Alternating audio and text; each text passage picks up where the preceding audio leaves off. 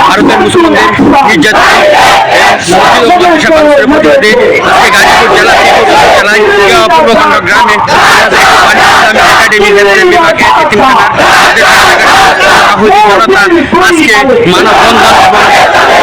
করছেন ঢাকা ময়মনসিংহ হাইওয়ে রোডে হাজারো জনতার ঢল পড়েছে।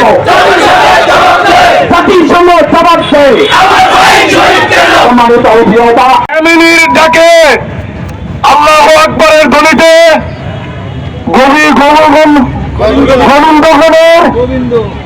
রাজপ্রাসাদ ভেঙে টুকরো টুকরো হয়েছিল।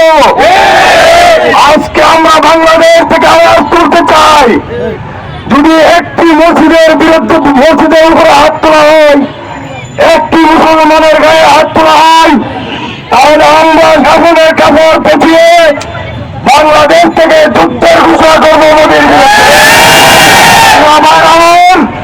আমরা রাজপথে নেমেছি, মুসলমানরা জীবন দিতে জানে, রক্ত দিতে জানে। বদর উহুদ খণ্ডকে মুসলমান বিজয় এনেছিল।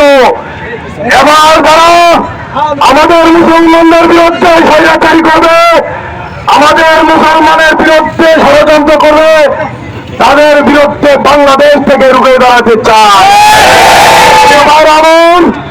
আপনারা জানেন আমাদের 92% মুসলমানের দেশে আমরা কোন মুসলমান ভেদাভেদ রাখতে চাই না।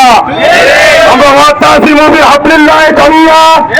আল্লাহর রজ্জুকে একই কাতারে বদ্ধ হয়ে আমরা এই দেশে ইসলাম বিরোধী যত শক্তি আছে ভারতের দালালদেরকে এদেশকে উৎখাত করতে চায়।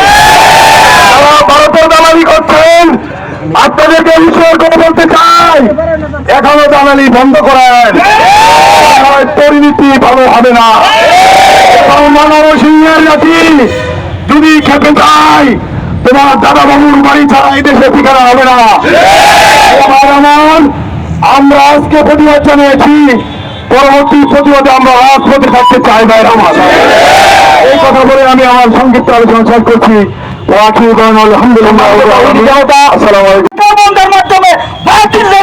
আল্লাহ রাব্বুল আলামিন নাস্তে নাবুদ করে দিয়েছে।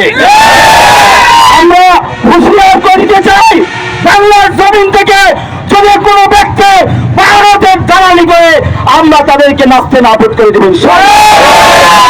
সর্বশেষ ভারতের মধ্যে যেভাবে মুসলিম নিধন চলতেছে, যদি কত সময় বন্ধ করে না দেওয়া হয়, আমরা বাংলাদেশ থেকে ভারতের উদ্দেশ্যে নাচ করবো ইনশাআল্লাহ।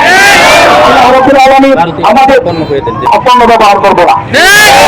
আল্লাহ রাব্বুল আলামিন আমাদের মনের তামান্নাকে কবুল করুক, আজকের প্রোগ্রামকে কবুল করুক। যারা অর্থ দিয়ে শ্রম দিয়ে সহযোগিতা করেছেন আল্লাহ রাব্বুল আলামিন সবাইকে যথাদান করুক। আল্লাহুম্মা আমিন।